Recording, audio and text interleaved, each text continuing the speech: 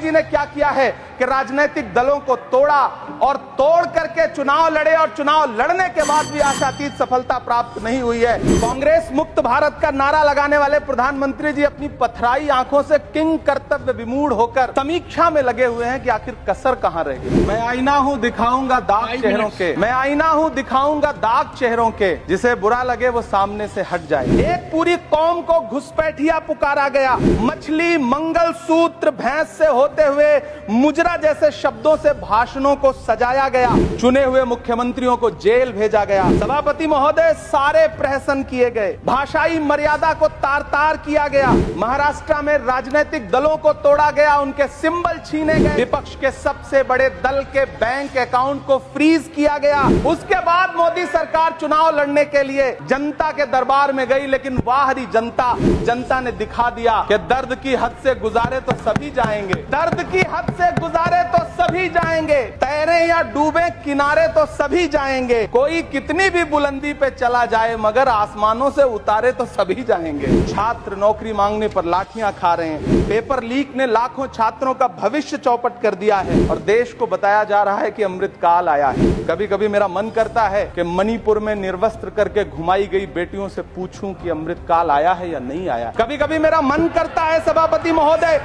कि देश के लिए ओलंपिक लाने वाली बेटियां जो इसी जंतर मंतर पर घसीटी गई, उनसे पूछूं कि अमृतकाल आया है कि नहीं आया है।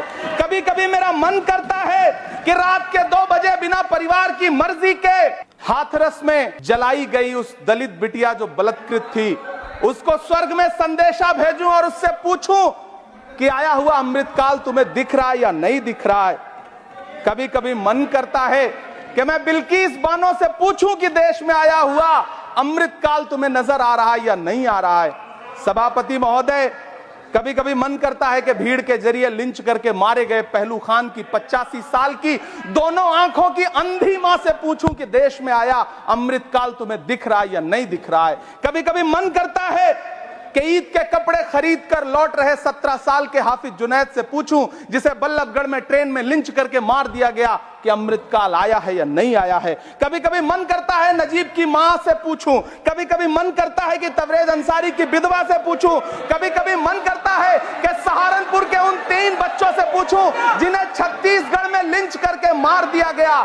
सभापति महोदय, कभी कभी मन करता है कि मैं गुजरात के चिखोदरा में क्रिकेट मैदान में लिंच करके मार दिए गए सलमान बोहरा के परिवार से पूछूं कि अमृतकाल आया है या नहीं आया है। कभी कभी मन करता है कि मैं अलीगढ़ के औरंगजेब उर्फ फरीद से पूछूं, जिसे लिंच करके मार दिया गया और बाद में उसी मृतक के ऊपर डकैती का मुकदमा कायम किया गया। सभापति महोदय, यह कैसा अमृतकाल है जिसके अभिभाषण में स्वास्थ्य पर सिर्फ आधे मिनट पर चर्चा हुई।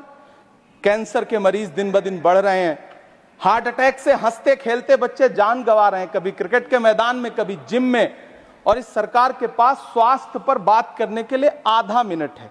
सभापति महोदय, कोविड वैक्सीन को लेकर के लंदन की अदालत से जो तथ्य देश के सामने आए हैं, उन्होंने भय फैला रखा है।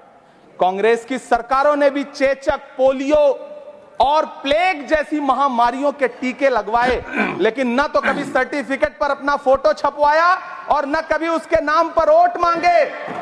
कांग्रेस की सरकारों ने यह किया है, लेकिन इन सरकारों ने क्या किया है? सभापति महोदय, अंतिम 1 मिनट आपसे लूंगा, मुझसे बहुत सारे। आधा minute please conclude. 1 minute sir.